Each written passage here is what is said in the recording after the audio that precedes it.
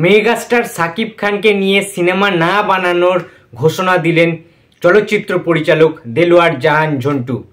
Hello friends, আমি অর্পণ। তো আজ ভিডিওটা খুবই ইন্টারেস্টিং একটা ভিডিও হতে চলেছে, তাকে ভিডিওটা স্কিপ না করে প্রথম থেকে শেষ অবধি দেখতে থাকো বন্ধুরা। তার কারণ সাকিব খানের মেগাস্টার কিং খান সাকিব খানের এগেনস্টে, সাকিব খানের বিরুদ্ধে যে খারাপ মন্তব্য করবেন তার বিরুদ্ধে কিন্তু আমি বরাবরই রুখে দাঁড়িয়েছি।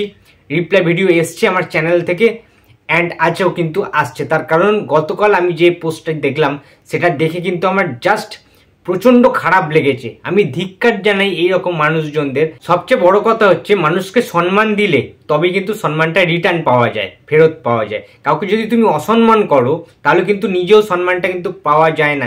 সেই গ্রহণযোগ্যতাটা অর্জন করতে হয়, মানুষকে সম্মান করতে হয়। দেলোয়ার জাহান ঝন্টু অনেক বড় মাপের বাংলাদেশের পরিচালক, প্রডিউসার, ঠিক আছে, মানে অনেক গুণী মানুষ, তার অনেক সিনিয়র মানুষ, ঠিক আছে। আমি তার বিরুদ্ধে কোনো রকম আমার অভিযোগ নেই, কোনো রকম কোনো পার্সোনাল অ্যাটাক করারও কোনো ইচ্ছে নেই। আমি তার কোনো পার্সোনাল শত্রুও কিন্তু নই, কোনো এনিমি নই আমি। বাট তার যে বক্তব্য, তার যে কথাবার্তা, ভাইরাল হওয়ার এত শখ কেন দাদু? আমার এই ছোট্ট খুবড়িতে একটাই প্রশ্ন ঘুরপাক খায় যে আপনি তো একটা হিট দেওয়ার তো ক্ষমতা নেই, ঠিক আছে। দেলোয়ার জাহান ঝন্টু স্যার, আপনাকে স্যার বলেই আমি বলছি, ঠিক আছে, যে আপনার কোনো হিট দেওয়ার তো কোনো ক্ষমতা নেই। আপনি কেমন পরিচালক, কেমন স্ক্রিপ্ট রাইটার, ঠিক আছে, সেগুলো প্রমাণ হবে বক্স অফিস দিয়ে।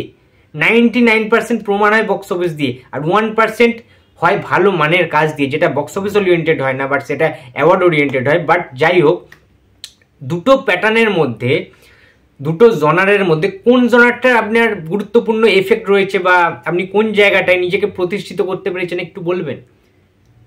কোনোটাতেই না, আই থিঙ্ক।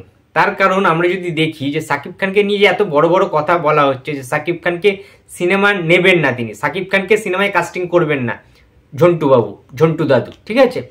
তো তাতে সাকিব খানের কি কোনো যায় আসে? সাকিব খান কি না খেতে পেয়ে মরে যাবে যদি ঝন্টু দাদু সাকিব খানকে সিনেমায় না নেন?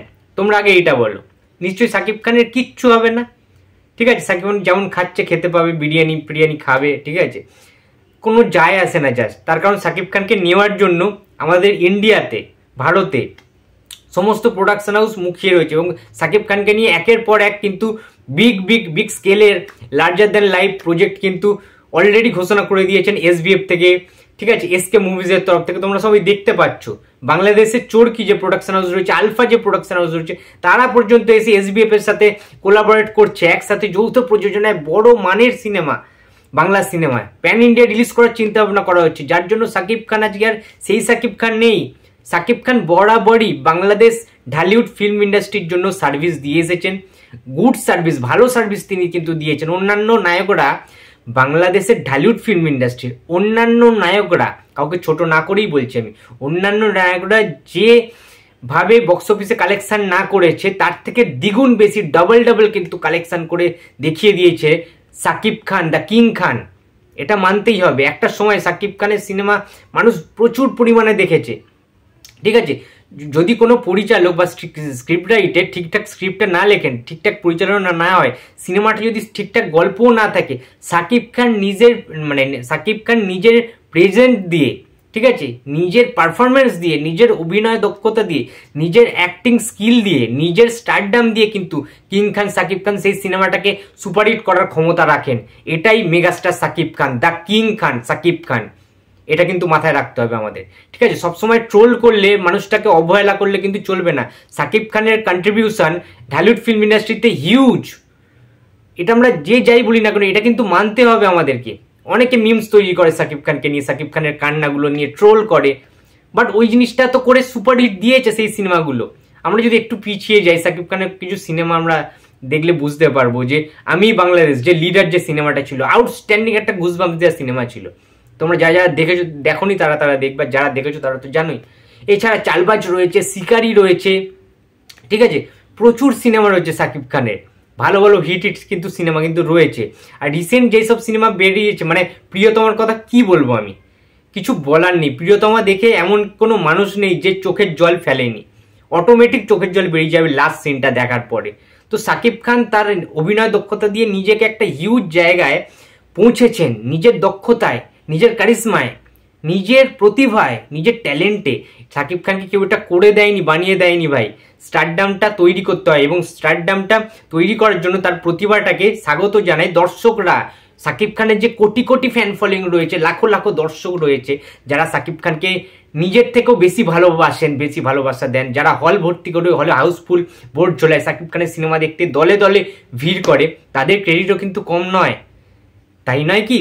তো রিসেন্ট যে সিনেমাটা বেরিয়েছে রাজকুমার, তোমরা দেখেছো রাজকুমার সিনেমাটায় মানে লাস্ট সিনে সবাই কেঁদে ফেলেছে, ঠিক আছে? এত সুন্দর একটি সিনেমা, ভালো ভালো কিছু গান ছিল, কিছু গান ট্রোলিং এর শিকার হয়েছে স্টেজার, ঠিক আছে, বাট যে সিনেমা নিয়ে সমালোচনা হয় সেই সিনেমা কিন্তু সাকসেসফুল হয়, এটা সবসময় মাথায় রাখতে হবে। তো সাকিব খানের সমস্ত কিছুটাই আউটস্ট্যান্ডিং এবং কেউ যদি সাকিব খানকে কাস্ট না করে তাতে সাকিব খানের কোনো কিচ্ছু যায় আসে না বন্ধুরা, এটা কিন্তু ফ্যাক্ট।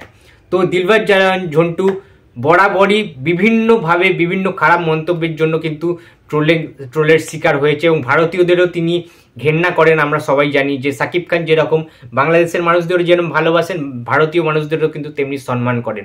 তার কারণ পশ্চিমবঙ্গের বা কলকাতার প্রচুর দর্শক কিন্তু সাকিব খানের রয়েছে, এটা আমরা সবাই জানি। তো ঝন্টু স্যার তিনি কিন্তু সব সময়ের জন্যই ভারতীয় সিনেমাকে হেট করে এসছেন, ভারতীয় সিনেমাকে অপমান করে এসছেন, যার জন্য যখন পাঠান সিনেমাটা রিলিজ হয়েছিল তখন তোমরা সবাই জানো যে কী রকমের বাজে বাজে মন্তব্য করেছিল।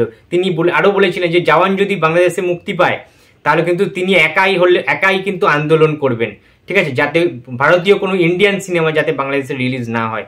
তো বিভিন্নভাবে কিন্তু তিনি মানে ইন্ডিয়াকে প্রচণ্ডভাবে অপমান করেন, ইন্ডিয়াকে তিনি সহ্য করতে পারেন না।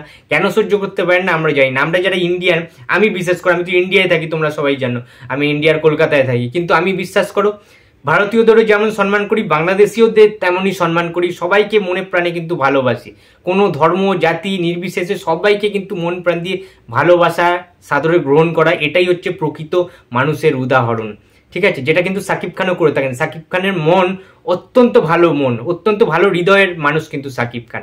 তো দেলোয়ার জামান ঝন্টু কেন জানি না সাকিব খানের প্রতি এই আক্রোশটা, সাকিব খানকে কেন তিনি সহ্য করতে পারেন না আমি জানি না, ঠিক আছে।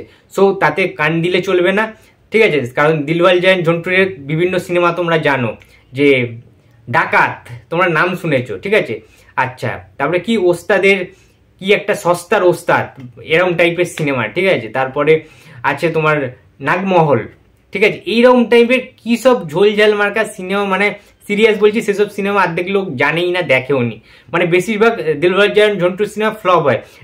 রিসেন্ট তো একটা মানে ফ্লপ গেছে সেটা আমি জানি, ফিরদৌস আহমেদের সাথে একটি সিনেমা বানিয়েছিল তিনি, সিনেমাটার নাম হচ্ছে সুজন মাঝি, তোমরা সবাই জানো সিনেমাটা যে ডিজাস্টার হয় বক্স অফিসে, তেমনভাবেই চলেনি, ঠিক আছে। পাঠান না জাওয়ানের সাথে প্রবাবলি রিলিজ করেছিল বেশ কিছুদিন আগে সিনেমাটা, তো তার তো বেশি পপুলারিটি নেই, তার তো কোনো মানে সিনেমার কোনো দর্শকও নেই, একটা ফ্যান বেসও নেই। আমাদের এখানকার পরিচালক সৃজিত মুখার্জি, কৌশিক গাঙ্গুলি, শিবপ্রসাদ নন্দিতাদি, রাজ চক্রবর্তী, ঠিক আছে, এরকম কিছু মানে পরিচালক গোষ্ঠী রয়েছে, পরিচালকগণ রয়েছে, তাদের কিন্তু আলাদা কিছু পরিচালক ডিরেক্টররা রয়েছে, তাদের কিন্তু আলাদা একটা ফ্যান বেস অলরেডি রয়েছে।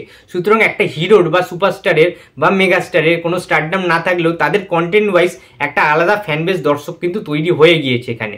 সুতরাং সেই সার্টেন দর্শকগুলো তারা এমনি সিনেমা দেখতে যাবে, কারণ সেই পরিচালকদের প্রতি একটা বিশ্বাস অর্জন হয়েছে, সেই যে ট্রাস্ট জিনিসটা, সেই যে বিলিভ জিনিসটা, সেটা কিন্তু অর্জন হয়েছে। বাট দেলোয়ার জামান ঝন্টু কত বড় মাপের পরিচালক আমার জানা নেই, বাট সেই ট্রাস্টটাই তো তিনি অর্জন করতে পারেননি দর্শকদের কাছে, তাই না? তাহলে সে কি করে মেগাস্টার সাকিব খানের বিরুদ্ধে এই খারাপ কুরুচিকর মন্তব্যগুলি করেন, কিভাবে কিং খান সাকিব খানকে তিনি অপমান করেন প্রকাশ্যে, এটাই আমার জানার বিষয়।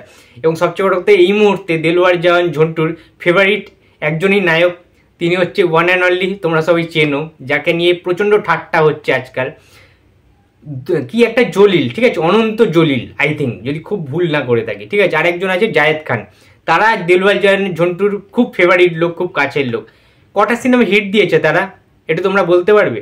যাই হোক, আমার জানা নেই, আমি কাউকে ছোট করছি না, কোনো নায়ককে আমি ইনসাল্ট করছি না, বাট সাকিব খানের বিরুদ্ধে যে কথাগুলি বলেছেন দেলোয়ার জামান ঝন্টু, সেখানে আমি তীব্র ধিক্কার জানাই। সাকিব খানকে নিয়ে সমস্ত পরিচালকের কাজ করা উচিত বাংলা সিনেমার স্বার্থে।